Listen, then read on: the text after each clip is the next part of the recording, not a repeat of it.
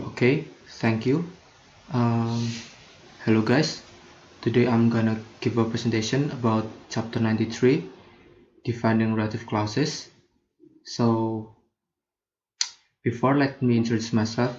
My name is Muhammad Suriansyah, NPM 1634010076. Think that's all, yeah. And quick introduction. In quick intro, in chapter 91 and 92, we've already learned about relative clauses. What is relative clauses, how we can make a relative clauses sentence. So what's the difference in chapter 93? The difference is in this chapter we learn about two kind of relative clauses. So the first is defining relative clauses and the second is non-defining relative clauses. So let's move to the next slide. First is defining relative clauses. So here's the example. That's the boy who's planning to sail around the world. So here, the relative clause identifies the boy. It tells us which boy the speaker is talking about. In defining relative clauses, we can leave out who, which, and that when they are object. So you can remove the who, which, and that words in a sentence if they are defining relative clauses. For example, the boy is going with the boat he built himself. So we are not using who, right? Because simply it's a defining relative clauses. Okay, let's move to the next slide. And the second is non-defining relative clauses. So here's the example. You met 17-year-old Alan Warner, who's planning to sail around the world. Here, the boy is already identified 17-year-old Alan, so the relative clause doesn't identify him. It simply gives us an extra information about him. So in non-defining relative clauses, we cannot leave out who, which. For example, he spoke to Luis Chavez, who Alan's going with. We cannot remove the who words because who is refers to Luis Chavez and it gives an extra information about him, right? And we don't use that. And the second point is, and we don't use that in non-defining clauses. We cannot say Alan's boat, that he built himself, it's called Morning Star. We cannot use that because it's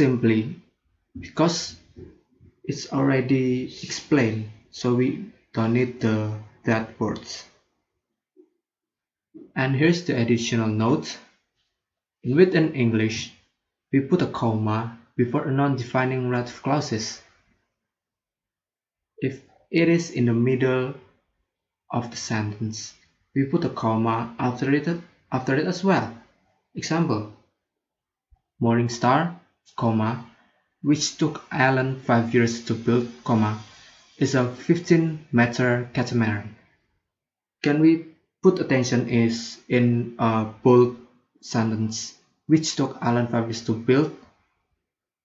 It is a non-defining relative clause and it's located in the middle of sentence. So we put a comma before the sentence and after the sentence as well. Do you understand? Good. We don't put a comma before a defining relative clauses. For example, that's the boy who's planning to sail around the world.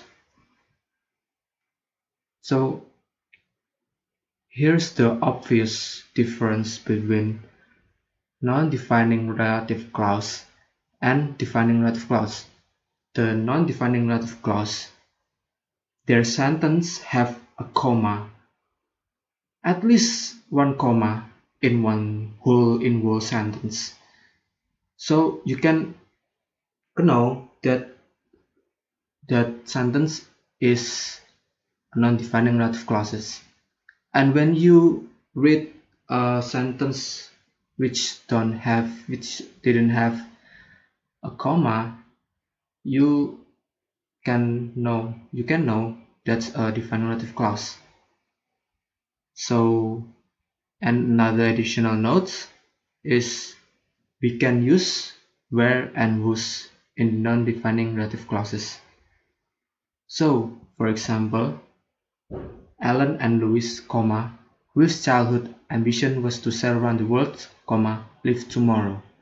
So if you pay attention to the sentence, is they have a comma, two comma, and the bold sentence, it is a non-defining relative clauses.